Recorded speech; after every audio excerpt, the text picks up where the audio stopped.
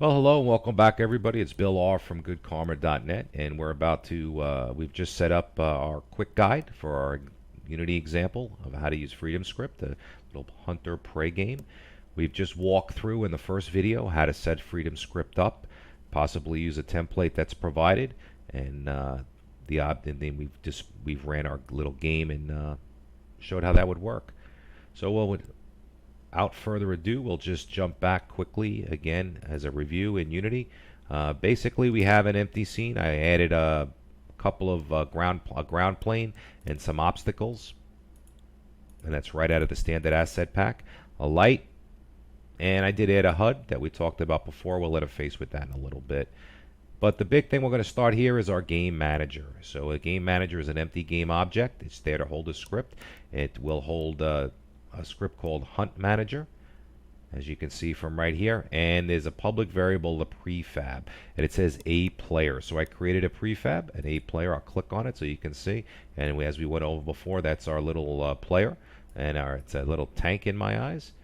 He's a standard rigid body. You can add a collider and stuff to him, so he will interact with our physics engine, and his black nose, if you will, is his local forward. So this is the way he's always facing, and I put that there so we can always tell which way he's facing. And that's all in our scene, so you follow along. You're caught up now. You should have FreedomScript set up. We'll jump back to Visual Studio, and we'll jump to our Hunt Manager script. And very easy object to create, if you will. As you can see, we don't even have the FreedomScript interpreter in our using statements. It's called Hunt Manager. We will take the public game object prefab. That's our little tank player. We create variables to hold two game objects, and we have a random number object that exists in our Hunt Manager. And we'll talk about what we're going to do with that later. But this basically the intent of our Hunt Manager is to start up. It's our awake function, and we'll come back to .tween in a moment. So we'll just kind of skip over that code. But again, awake fires once, and we instantiate a prefab here by saying please instantiate player prefab. But if you remember, that's the name of the a player prefab that we put in the folder. So we want one of our players. We give it a position, initial starting position, by just creating a 3D vector, a vector 3 I should say. And a quaternion, we just say face forward, or world forward. Simple as that. He's in the world, and then we just set a couple of his properties. We go player 1 is his name. We will set up a role, and it looks like a lot of code here, but we'll jump over. It's basically an enumerator that says not assigned, hunter, or prey. And maybe in future videos we'll set some game logic that could switch its role, but we'll just set player 1 as the hunter, and then we pass it a reference to this object, our game object itself, so I can refer back to here, and you'll see why as we walk through the video. But again, very standard kind of stuff. And then these two lines here, basically we're assigning a GUI object into our game object so it knows how to access the HUD. Because we instantiated it, we couldn't drag and drop items on there, so there are a number of different ways to do it. Serialized fields or public variables. I chose to just inject them into a variable text world and text angle, and they're on our player find script, and we'll walk through that in a moment as we get to our GUI elements. But that's it. So here's the whole object that we were able to just basically put together in script.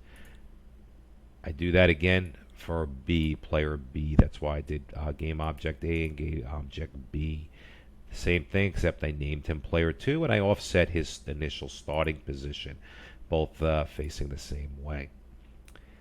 The game manager, or Hunt Manager I should say, has two public functions. One of them is simply get the other player. So you pass in your player. If you're not player 1, it'll return, if you are player 1, it'll return player 2.